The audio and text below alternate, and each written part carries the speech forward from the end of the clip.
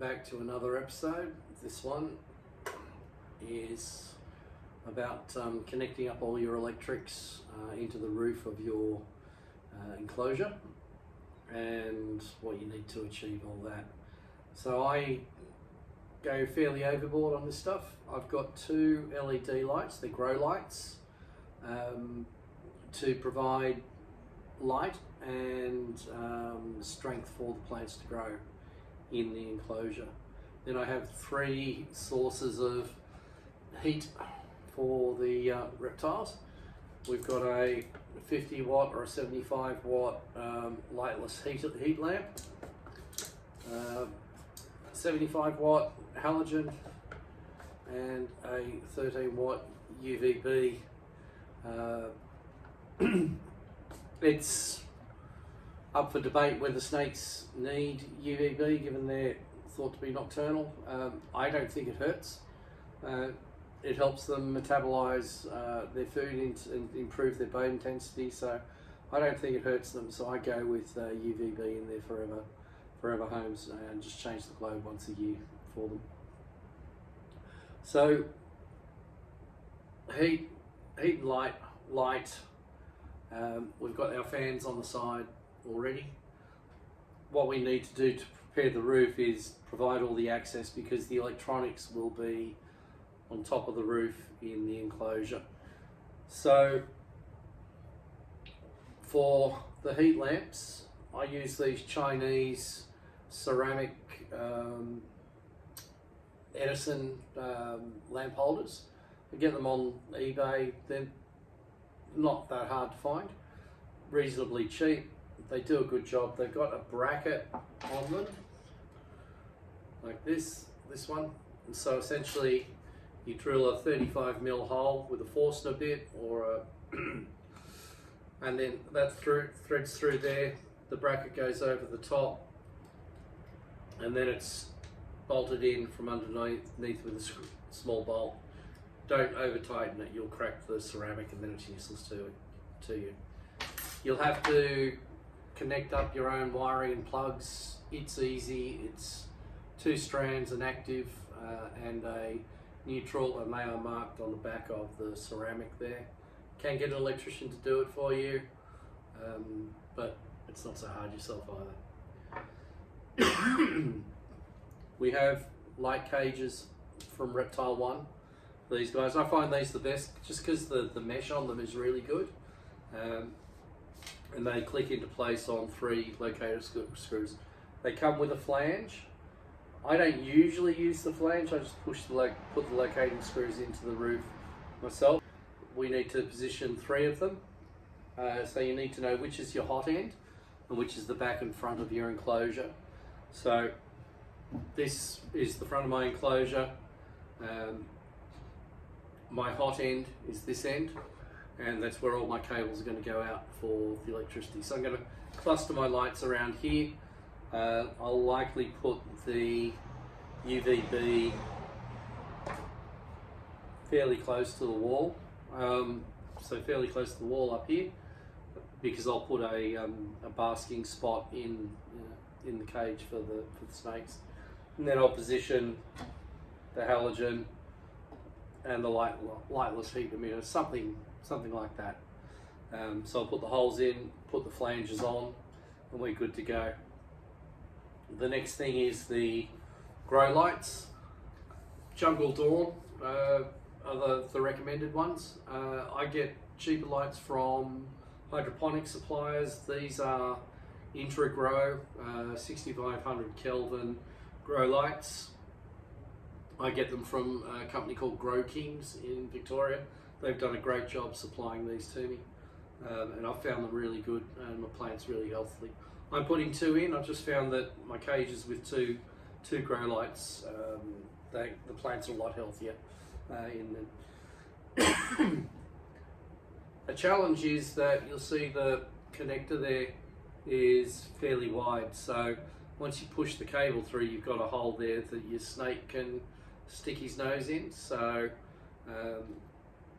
what I'm going to try and do this time is connect it through to the edge and actually put a hole through the wall and connect the light up before I put the roof on through that hole so that there's no gap. I think the other thing is you've got they can be daisy chained together, so you've got one end with a loose cable. You can leave it like that if you want. I usually cut it off right next to the light and then just safe it off with some tape or silicone and get them in. Again, take your time. Work out which side of your cage the electric's going to come out from. So the lights will go through the roof, the heat will go through the roof, the LEDs will go out through the side wall at the join. And then the next episode will be all about the connections and setting up the smart home controls so that your heat and light is fully automated. Last thing to note is that the compact UVB bulbs are taller than the cage, or they smash into the cage once you've got them into the lamp holder. So you need to raise the cage a bit. So I just get a piece of MDF.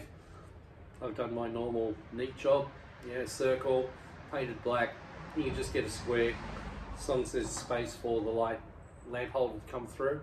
You find, and that will just raise the cage a little bit so that it's not crashing into the UVB bulb. So I'm going to go ahead and lay all this out, and then I'll show you how we start getting it all together. Okay, I've marked all my positions. I've got a line here where my LEDs are going to come out to. So I'm going to put my UVB here, my heat emitter here, and my halogen here. So lighted heat coming out from this center, lightless heat for in the evenings if needed, and then the UVB during the middle of the day.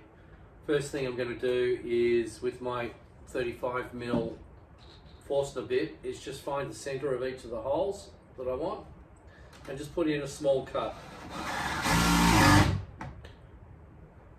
just to mark it, and then that will tell me, then I can drill through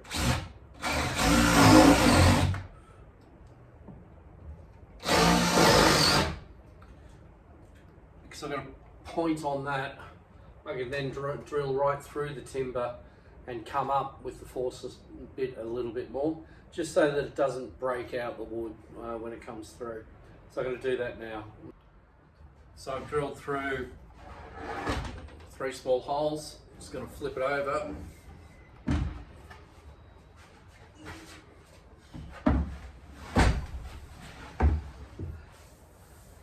And with my 35mm Forstner, locate on that hole. There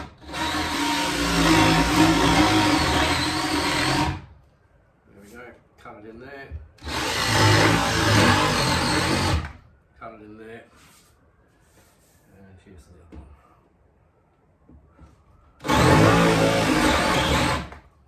Okay, so when I go back through from the other side, hopefully I won't break into anything. So I'm going to drill those from the other side and we'll see how we look. So the holes have come up pretty well. There's no bust out on the other side. And then essentially the lamp holder comes through like that. It doesn't go all the way through. So it will sit about that far out, which is pretty good. But you're protected by the cage in any case. So the next step is to actually put the cables on the lamp holders. You'll have to attach the male plugs and connect the wires into the back of the lamp holder. The sequence I follow for that is I attach the cable to the lamp holder, then I fix the lamp holder into the hole, and then I attach the plug to the other end of the cable, and do it for all 3. I use 3-strand 1mm flex cable, which I get from Bunnings. It's fine for the home. You can use just 2-strand. That's what I've got, so that's what I use. If you don't want to do your own wiring, I completely understand that. Reptile One at least does a full ceramic socket and cable set for you as well. I've used them once and they were fine. I think the hole you'll need is a little bit bigger but the same principle. You know, get it in through the hole, fit it. I think the Reptile One ceramic holder is designed to go into this screw-in bracket, which goes into the flange you've got here, and it's got a nice bit of insulation there, and it comes in two parts, so you can screw one end in over the top. So yeah, that works. Saves you the hassle of doing your own wiring, which you're not meant to do if you're not a qualified electrician. So that's your option. Okay, I've connected up, wired up all the lamp holders. Okay, I found the easiest way to do it is just to lay it horizontal with an opening underneath. Drop your bracket, your lamp holder through.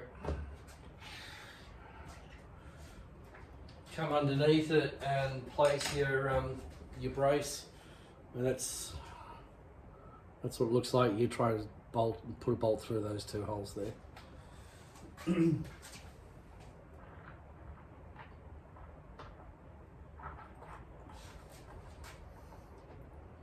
There we go. And once you got one in, it's easier to get the other one in.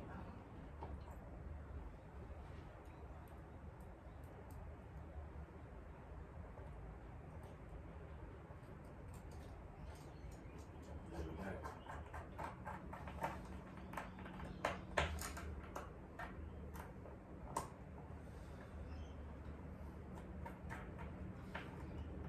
So they won't fall through now. That's as far as it goes. Give it a good pull. Okay, but we secure it by now putting a screw in both those pieces there, and then it's completely fixed in your roof. And I'll do that now. When you're working with light fittings and they're penetrating through the top of your roof, you want to get some supports under the roof so it's not lying flat on the ground, so you don't break anything. Okay, I'm now going to do that, fix that up. Just get yourself a few button screws, really short, and dry guide hole either side. Screw them down. It's pretty damn easy. We'll do one. Not even all the way in. There she goes. Easy as. I just do both sides for safety. Good as gold. Now your light fitting is well and truly fixed. It ain't going anywhere. So you repeat that for the other three. And the next step is to put the flanges on for the cages. And the reason we use two screws is so that the lamp holder doesn't rotate when we're screwing a bulb in or out. And they are now perfectly fixed here. So there's no movement in that at all. So that's great. Okay, I've been putting a lot of thought into how we fix these LED grow lights. Normally you get provided with these clips, plastic clips there. The problem with hanging them with those clips is that you create a gap under the light and your snake can come up and rest on that. So you really want the bottom of the light sitting flush on the ceiling. Now, I've got two options. One is I can mount them at an angle in the corners and send the light right over the cage. The other one is just to mount them flat at either end. Now, if I'm mounting at an angle, I need to get something in behind the backing piece to block that escape route, and all I've done is cut some triangular pieces of MDF which would fit in behind quite nicely and hold it at a 45-degree angle, and then I can cut this little bit off the bracket and then just screw them in. So effectively what I would have would be a block there, and that would sit nicely into the corner. I do think, however, that I'm going to go for the old zip tie method. Yeah, just get the long zip ties, 30 centimeters.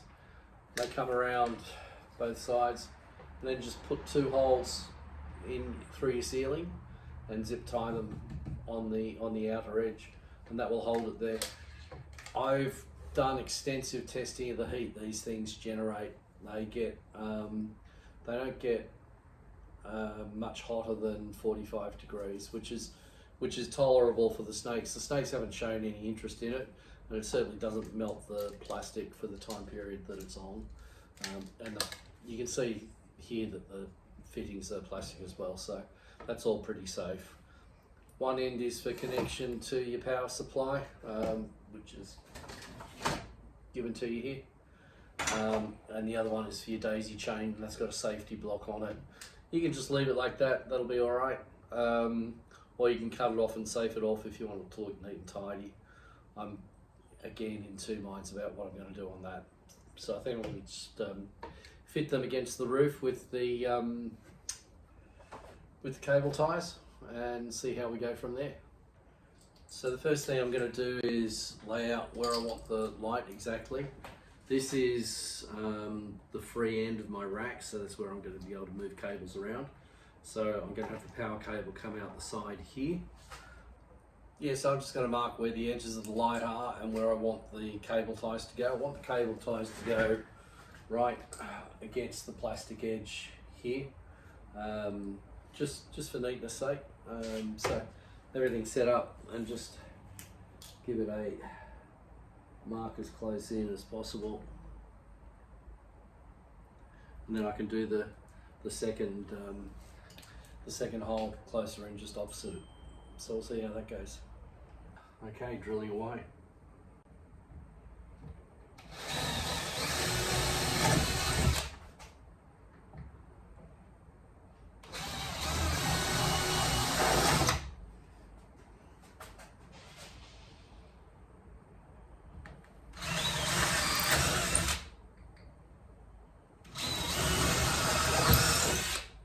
That's, by the way, that's a 5mm drill bit, and that's perfectly sized for the cable tie through there like that. Now I'm going to set up the second light as well, and just do the holes. I'm not going to fix the lights in with the cable ties yet. I'll do that way at the end, just because I'm going to do more work on the top, putting the cages on and that sort of thing. Now the last thing you're going to do is measure where the cable is going to go through the side wall, and measure how far it is from the edge. So my front edge is 55, and my back edge is 40, 55 and 40. And then what you do is get onto your sideboard, and at the very top of the board, drill your hole so that you've got exposure into the hole for your cables. I'm using a 7mm drill bit, and that should be fine for it. So just to show you, that's where I've drilled the hole through, and then at the back as well, and you can see that the cable fits really nicely, so the snake won't be able to get out through that hole. So when we put the roof on, we then thread the cables through, so that's all good. Next thing to do is to put the flanges on for the cages. Like I said, you can use the flange that Reptile One give you. Place it over there, and you've got 3 screw holes. Just drill and screw them in, right? And then the bolts are in there for the cage to rotate and lock into. I prefer not to use the flange. You can use it as a template, so just take the bolts out, and then you can place it down and mark where the bolt holes are going to go, and then just use your own, what did I use? 3.5mm 6G 20mm long flathead screws, and they do the same job. I prefer to do it this way because it means I can tighten the cage onto the roof a lot stronger, because I can adjust these screws into the wood. They move less than adjusting them on the plastic, which is pretty brittle. So I've also got my base plate which I talked about before, raising for the UVB, and I've got the holes put in there, so I can also use that as a template for marking my holes. So I'll just go ahead and mark my holes, do some drill bits, and start screwing them in. So away we go.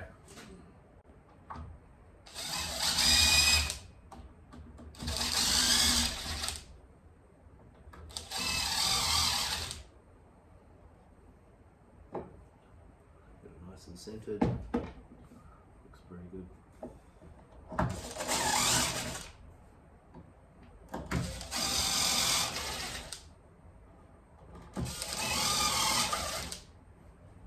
So we've got the washer for the UVB on now, so I'm just going to screw that in.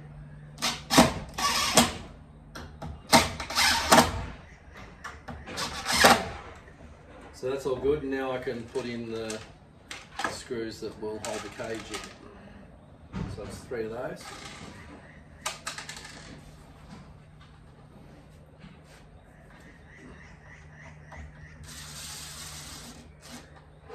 You screw them down a fair way, and then you spend the time tightening them so that the cage holds on very tight. The snakes will wrap around it, they will twist it.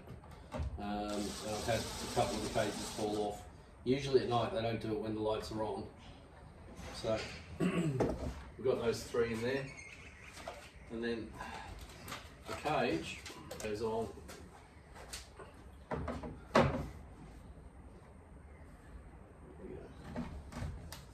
There we go. That's your standard flange fittings there. There you can see it, right? And they just twist on there. You got the screw. You get a set of screws in the packet as well. So I'm just going to go ahead and do the others, and we'll see how it all looks. Well, there we go. Now we've got the cages on. So they look pretty good. Okay, and I've tested them. They're a nice tight fit. They don't unscrew easily.